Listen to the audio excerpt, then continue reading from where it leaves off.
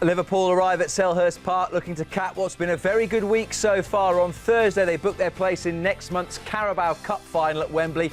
Yesterday, they saw the champions and leaders Manchester City drop points at Southampton. Can they take advantage this afternoon? 2 o'clock kickoff down in South East London. It is Crystal Palace against Liverpool.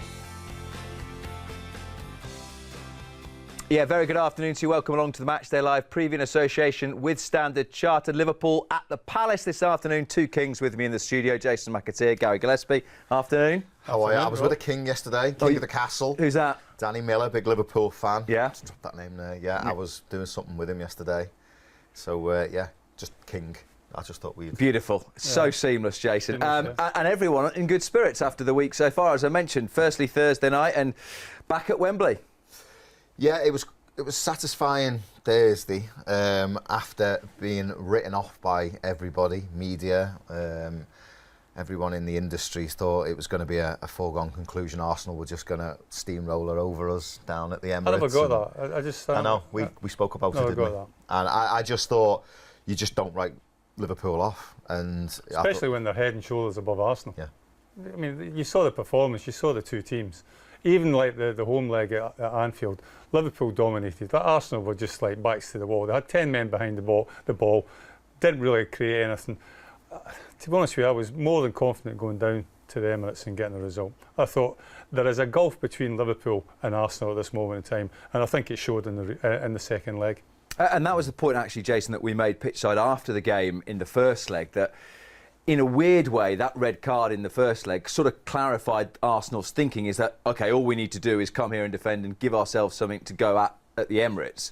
And then the second leg, when the onus is them at home in front of their own fans to go and attack a little bit more, they didn't have the tools that Liverpool did. It was always going to be a different game. I mean, everyone, a 0-0 at Anfield, like I said, Arsenal still have to score. They still have to win the game at the Emirates. It wasn't over. It wasn't. They hadn't come to Anfield and won 5-0, and we were just going down there to make the numbers up. It was like Gary said. It was always going to be a different game, and the quality, on the night showed. Arsenal came to Anfield, to shut up shop, to make things difficult. What didn't help was obviously the sending off, because, as Gary will testify, we both played in games where we played against 10 men and they become more resilient. They roll the sleeves up.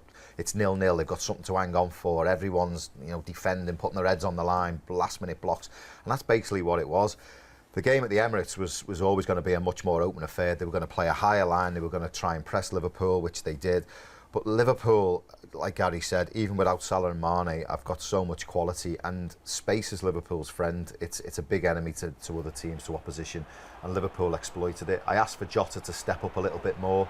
I thought he would relish in this environment of semi-final. You texted him or something, yeah? I spoke to him, yeah, I did. And I said it on the show, and he delivered, didn't he? I just think, when you give him space to run into, where he can come deep, he can turn, he can get at defenders. There you go. It's another high line. He gets in behind. Fantastic ball from Trent. That's Jota at his best. It's very difficult when it's a deep, low block and he can't get in behind, and the midfield's packed, so he can't go and get it, can't drop and get it. But that played into his hands. You talk about Arsenal, you like the Arsenals and the Tottenhams of this world, and like the teams that are on the verge of maybe breaking into the top 4. But you look at their performances, and yes, they play well against mid-table teams. Flat track bullies. Yeah. And you look, I always assess teams on how they play against the big teams, whether it be Manchester City, whether it be ourselves, or whether it be Chelsea. Mainly against ourselves, because that's the games you see more often than not. And yes, they've got good players. Like Saka's a good little individual. Martinelli can cause you real problems as well. But collectively, as an outfit, as a team, they're not going to cause the likes of Manchester City or the likes of Liverpool or the likes of Chelsea too many problems at this moment in time. Is he heading in the right direction? Only Arsenal fans and the Arsenal board of directors would be able to tell you that. I don't think they are, to be quite honest. I think Arsenal do have the tools. I think they do have the tools to break in. I think they're at the point where maybe another 1 or 2 just to strengthen, maybe up top. I think they've got some really, really good young players. The experienced players have rolled the sleeves up and started having a go. I think Xhaka is a liability, but there's still some quality experienced players in there that you would keep around the place. But I think, like Gary said, when you start looking at playing Manchester City, Chelsea, Liverpool, Arsenal, the mentality of them, I feel that they're already beaten. like Gary said, they can go against a Southampton and a Burnley and they can quite comfortably go in there full of confidence and we're better than them pound for pound. We should win this game, and they do. You know, we've seen them do that, go on that run. But when you go to Liverpool or you go to Chelsea, you've got to believe you can actually beat them, and I don't think they've got that about them yet. Gary, we saw the celebrations at the end from a Liverpool perspective, though. From a player's point of view, what does it give you being in a final already this early in the season? Jurgen Klopp said they won't celebrate for too long, but does the next match you have a little bit more spring in your step? I think I've said it all along. If you want to be regarded as a real top team, the likes of the Manchester Cities, the likes of the Manchester Uniteds, even in a bygone era, you have to win your domestic cup competitions, and they've given themselves a great platform to do that. I think as a player, you get to a final, that gives you a boost, especially this early on in the season. You know that's part, it's at the end of February. Yes, it's another game, but what a game to play in. Final at Wembley against Chelsea, big occasion, big game. I think we've done relatively well early on in Jurgen Klopp's reign as a manager in this competition, but in recent years we haven't done so well. So I think it's a big boost for the football club to get to the final, and hopefully we'll see the dividends of that come after the final. Hopefully we win it, and that gives you a boost for the rest of the season, Champions League, FA Cup, and obviously the Premier League. Meanwhile, Premier League, Jason, 2 days later, Manchester City, their winning run of 12 matches was brought to an end at St Mary's last night. I mean, the door is ajar, there is a glimmer of light, but Liverpool have to take advantage today, don't they? You know, you just glance at the table, which we all do, and you see that 11-point gap. And all right, you look down and you think games played, and you see Liverpool have got 2 games in hand, but they're still yet to win them. You know, people just go, oh, the league's over. You know, Manchester City are too good, they're on this run, they're dominant, they're doing this. Liverpool, the gap's too big. Because really, realistically, I can't see anyone else but Liverpool catching Manchester City. But for me, there's still a lot of football to be played. It's still not Manchester City's. You know, you still can't put them ribbons on that trophy yet. And yesterday proved it. You know, there's the tiredness is going to creep in. Champions League, the squad's going to get stretched. You know, that all has to be taken into account. Plus, as you get towards the end of the season, teams are fighting either in a relegation battle. I mean, I looked yesterday, Everton are right in it. Crystal Palace, who we play today, they're only 9 points off it. They lose today. It all gets. You've seen Norwich win, you see Newcastle win. You know, there's a lot of teams that are going to be fighting that relegation battle. You know, they're going to be fighting towards the end of the season, all pushing Manchester City. So they only have to have a bit of an off day, City, which can happen. And all of a sudden that gap shortens, and that's what's happened yesterday. The one thing you say about that is Liverpool can't afford to have too many off days. That's the position we find ourselves in at this moment in time, and that's the mountain that we've got to climb. Do you think that helps us? But I think they're more than capable of doing that. I think we saw it last year. You know, when you look at the run-in that we had last year, nobody really gave us much of a hope, but they responded magnificently. I think it might help in the sense of they haven't got too many off days to have, because it heightens the pressure a little bit. And we know this team thrive on pressure. If you say to them, listen, you've only maybe got 1 or 2 defeats, but maybe not even that. You know, they're on it every game. Like you get Palace today, they know they can't lose. So all of a sudden the pressure's heightened, and hopefully you get that performance off the back of that pressure. Well, Gary was saying there about the impact that it might have from a player's perspective on Liverpool's season, reaching the Carabao Cup final. How does Jurgen Klopp think it'll affect his team? The best possible. So we were desperate to go there. We didn't think after the draw at home against Arsenal we are out of the competition. We knew there's a big mountain to climb, but we were ready for that. In difficult circumstances, the boys played an outstanding game. How I said, from a specific point on in the game, we really controlled it and played really good stuff, and I'm more than happy about that. And so. Yes, you're right. There were a lot of happy faces in the stadium. There were a lot of happy faces in the dressing room. When we came there, the music was loud afterwards. The boys really wanted it, and the boys made it happen. And we are all really happy about it. And we are really looking forward to the game. The only problem is to the final. The only problem is obviously that I'm not sure 6-7 games to play until then. So we have to put it aside a little bit, but keep the feeling, because it was good. You don't win just like this away at Arsenal. That's how it is. And doing that, I think, is the hard way, going through the final. But we are Liverpool. Obviously, we are used to the hard way, and the boys did it, and I'm really happy about that. But we have now this one game, Crystal Palace. This is our final at the weekend. They changed and they improved under Patrick, I have to say. They look like a real stable team now. They have... I think system-wise didn't change too much. 4-3-3, whatever. But it's a good team, a really good team. So yeah, we expect a really tough game. So Jurgen Klopp heads to a ground he's never lost at before at Selhurst Park. For us this afternoon, Nigel Spackman, and first Becky Davis. Yeah, thanks very much, Rob. It is a very grey and cold Selhurst Park this afternoon, but we are brightened up by the presence of Nigel Spackman. Nigel, we've just heard the boss there talking about what a high Thursday night was, and that feel-good factor is going to still be with the team today, isn't it? I think it's got to be. Winning the semi-final, didn't play great in the first leg, but the performance on Thursday night at the Emirates was absolutely superb, and credit to all the team and the coaching staff, and tactically it was superb, but the players went out there and really delivered. Jota was fantastic, the two full-backs were brilliant, but the whole collective was sensational. Gone back obviously up to Liverpool, back down to London again. It's an early start, and hopefully they'll turn up and start where they left off on Thursday night. Yeah, like a lot of the fans putting the miles in on the petrol clock today. Just in terms of the feel-good factor, you know, it only continues if we win it. I mean, the final's a bit of a tough one for you, Chelsea and Liverpool. How do you see that one going?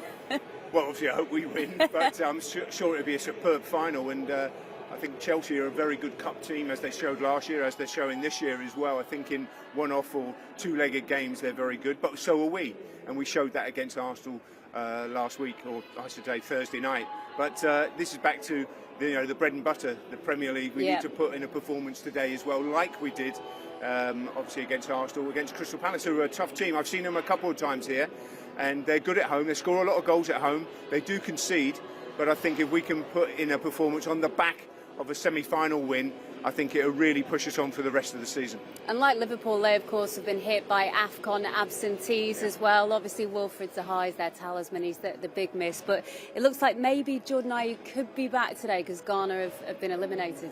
Yeah, and he makes a big difference for them with his pace down the right-hand side. Ayew's had a good season actually, but he does work hard. I'd be surprised if he's thrown straight back in. I mean, Partey obviously came back on Thursday and came on and then got sent off. He'd only just got back into the country. Obviously, Jordan Ayew's had a few more days to be with the squad, but I just think overall, I think it's a big risk to throw someone back in straight away, maybe from the bench, but we'll have to wait and see. But I think Jurgen would be saying to the players, it's about us again today. It's not about Crystal Palace, who's going to play for them. It's about us and how we approach this game today. Just want to ask you about one more Crystal Palace player, though. Conor Gallagher is the name on everyone's lips. He makes his 100th club career appearance today over the four teams that he's been out on loan for from Chelsea. So he is really one to watch today for Palace. Yeah, he's a good player in the middle of the park. He's not quick, but he sees the game very quick. You know, the ball comes to him, he knows where his next pass is going to be, where his movement is, and he can find that pass as well into the strikers and create chances, but could score goals himself. But he's really stepped it up this year. I think at West Brom last year, playing in a team that's trying to avoid relegation, it was tough for him. I think this year at Palace, I think he's done exceptionally well and has been dominant in the middle of the field for them in an attacking sense. But he'd be up against it today, that's for sure. Yeah, it's going to be interesting, isn't it? OK, let's get your thoughts on a prediction. Can I nail you to a scoreline? Well, we won here 7-0 last year, didn't we? I don't think it'll be 7 this time, but we have a very good record. Jurgen has a fantastic record here as well. So I think we've got to go for an away win. If it's 1-0, 2-1, 3-2, I don't mind. It's just getting the 3 points today on the back of that brilliant performance on Thursday night. OK, thanks, Nigel. Plenty more to come from Nigel in Matchday Live. We're going to go and get a cuppa and warm up, I think. We'll see you in a bit. So, Gary, Crystal Palace 2 points worse off than the same stage of last season, but they average 11% more possession during the game and they've scored more goals than they've ever had at this stage of a Premier League season. So is that enough of a positive in terms of a change of direction? Yeah, but ultimately it's going to be points to keep you in the Premier League, isn't it? I don't think they're in any way, shape of danger, like going down. I think they're good enough to obviously stay up. But it is interesting that point, because when you look at them from an outsider looking in, you would say that Palace were probably better, more attractive to watch, more exciting, and you would have thought that they would probably been better performance-wise than what they were last season. But it just shows you that sometimes you can get tricked a little bit on the eye. Yeah, but they certainly are more attack-minded, and I think more from a fan's point of view, they're probably easier on the eye than what they were last season. Not necessarily. I think it's a work in progress, and I think you've got to give it time. Listen, if you're going to embrace change, which they have, do you want more of the same? Or do you want to, be a bit more expansive and try and creep up the table 3 or 4 places, build on that? Season after that, you start attracting more players when you're higher up the league, more money's coming your way. Then you can start looking at maybe European places, that sort of 6th place around but that's there. okay saying that, but if you're 2 points worse off than what you were last season. Yeah, but that I know you're 2 points worse off, but that doesn't necessarily mean you're a worse team. Would the point not be, Gary, that under Roy Hodgson and the way that Palace were and the makeup of the squad, they weren't ever going anywhere. It was always only ever going to be 13th or 14th, and bringing in young players like Gehi and Anderson and Elise, there is the potential to go from a 13th, 14th team to maybe next season a 9th or 10th. I know what you mean. Yeah. It's not easy to do because a lot of other clubs have tried it, but at least the potential's there. There's an excitement. Yeah, 100%. I mean, I was playing a little bit devil's advocate there with Jason. Did I have a little bite? Surely not. Is that like me to have a bite? Eh? But you know like what I'm trying to Sunday say. joust. Yeah, I think the possibilities. The possibilities are probably greater under like the new manager, the new regime, than maybe what they were under like the old regime. But in saying that, it's points that keep you in the Premier League, isn't it? Not going to go down though, are they? No, they're never going to go down. Well, saying that, I mean, Gary has got a point. Of course he has. Yeah, he always does. But Patrick, I think I looked at that appointment and I thought, this could go one way or the other. I wasn't convinced by his managerial experience that he had. He hadn't been so successful. And I was a little bit wary, but he's brought in some really good players, and I think he's brought in 10 players. I looked this morning, and it does take time to bed in, and it does take time to find a new identity. And in that respect, if you're going to change a few things around the football club, you can be a little bit worse off. But I agree with you. I don't think they were ever in danger of going down. I think there's always 3 worse teams than Palace, but you've got to have big expectations, haven't you, when you bring someone in and give them the opportunity to move, and that takes time. It takes 2, 3, 4 seasons, to reach where maybe you want to be, and I think they are moving in the right direction. I totally agree with you. It takes 2 or 3, 4 seasons, but as a manager in a Premier League club, you don't have that time. You don't have 4 seasons, do you? Unless you're like Jurgen Klopp or like Pep Guardiola. Would the example actually be, ironically, their great rivals Brighton, where it was clear that Graham Potter was given that time, and there may be occasions in the last couple of seasons where they weren't winning a huge amount of games, but obviously the leadership structure at Brighton thought, do you know what, we're going to see this through because we see the end game, and that Palace have just got to do that, really. They've got to stick to their guns, and there might be times where Palace don't win a load of games, but they've just got to stick with it. Well, yeah, I mean, expectation is the one that can kill you, isn't it? Because as soon as you start on a little run of form and like kind of progressing up that Premier League, you maybe get, I don't know, you maybe like first year you're in the bottom half of the table, second year you might push for like 10th and maybe even look at it as if you've got a wee chance of getting into the top 6 or something like that. Then the expectation level builds up and builds up and builds up, and then any time that you fall below that, everybody comes down on you like a ton of bricks. Just talking about young players, Jason, from a Liverpool perspective, it's really interesting to hear the way that Jurgen Klopp spoke about Curtis Jones in his press conference before this game, and him needing a little bit of a nudge sometimes. And some people who haven't played the game will think, well, if you're a professional footballer playing for Liverpool, why do you ever need a nudge? But it's just interesting that different characters need man managing in different ways. Absolutely, Matt. It's the big key for me, management. It's the man management of the players. Everyone is an individual. Everyone has different mindsets and thoughts and emotions as they play, and they have to be handled as an individual. We're not all made of the same stuff. I remember in training one time giving the ball away, Roy Evans having a right go at me, and then Stan Collymore give it away, and he had his arm round his shoulder. Come on, Stan, it'll be fine. And I remember saying to Roy after why'd you have a go at me and you put your arm around him? And he went, because you need it. You need a kick up the backside. I need to cuddle Stan, and I need to make him feel special. So really good man management, and it always stuck with me that. And all the best managers I've played for, I've had them great skills of managing the player as an individual. Curtis Jones needs a nudge because we speak about it all the time. We feel he's sometimes a little bit safe, as a fan, as a pundit, and I just feel he's got more than that. And I know Jurgen did put his arm around him maybe 2 weeks ago now, and have that chat with him and just say, listen, you're going to be in the team now. I want to see what got you in the team. Don't go in the team and be safe. Sideways, backwards, just keeping the ball is not good enough for the position that you're playing. I need you to be, express yourself. Go out and enjoy yourself. If you give it away, I don't mind. I'm not saying he's a Jordan Henderson, but you can run parallels with the way Jordan Henderson's career has progressed at Liverpool Football Club. When he first came in, he was very much like a Curtis Jones, very much like any young player that comes into the starting 11. You play it safe because you don't want to make any mistakes. Now, Curtis Jones has got to the point now where I feel that he has to kick on. Yeah. He has to be more influential in games, especially if he's wanting to play in that midfield area, because that's what like midfield players do. They have an influence in the game. Jordan Henderson managed to do that. I think you look at Jordan Henderson now, he's a totally different player to what he was when he first came to the football club. Curtis Jones is at that moment in time.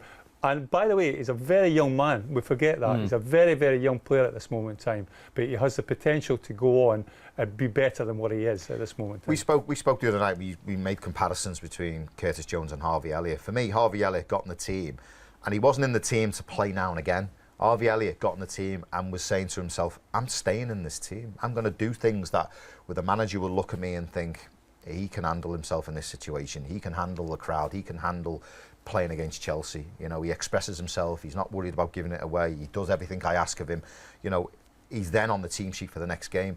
Curtis Jones, I think, gets in the team, plays his game, and if he plays the next game, it's kind of like, oh, well, I've done enough. If he doesn't play, it's kind of like, oh, well, I might play in a couple of weeks' time. Curtis Jones should be in the team going, I'm going to keep Oxlade-Chamberlain out of the team. I'm going to keep Harvey Elliott out of the team. I'm going to keep him out. I'm going to stay in the team because of my performances. That's what he needs to do. Well, Jones will be hoping to be involved at Selhurst Park this afternoon as Liverpool look to make it 7 straight wins in that part of London. And Virgil van Dijk says he knows exactly what to expect from the Eagles. It's always a tough place to go, I think, in my opinion. It's a small ground, you know, it's intense, and it's a tough place to go, and I don't expect anything less than that on Sunday. We want to create momentum, we want to keep going.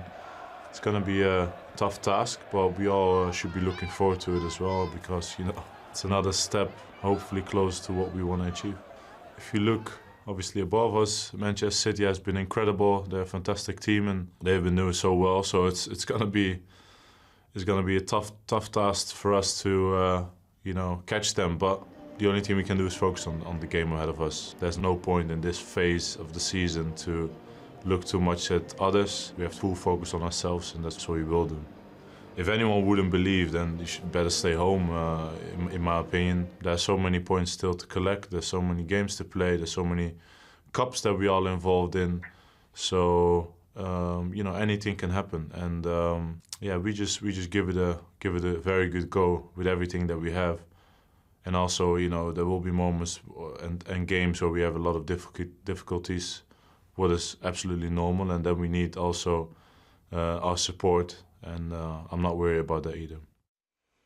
Yeah, I'm sure Virgil will be hoping to make it 4 consecutive clean sheets for Liverpool this afternoon. Thanks to Jason and to Gary. For now, let's just show you how the rest of the afternoon is shaping up on LFC TV and on the move on LFC TV Go as well. Matchday Live, the build at 1 o'clock. Team news from Selhurst Park. More from Virgil van Dijk and Jurgen Klopp as well. Then all the action in the company of Steve Hunter and John Aldridge from 2. And Jason and John will be back at 4 o'clock, as well as post-match reaction from South East London as well. That's us done for now. We'll see you a bit later on. Bye-bye.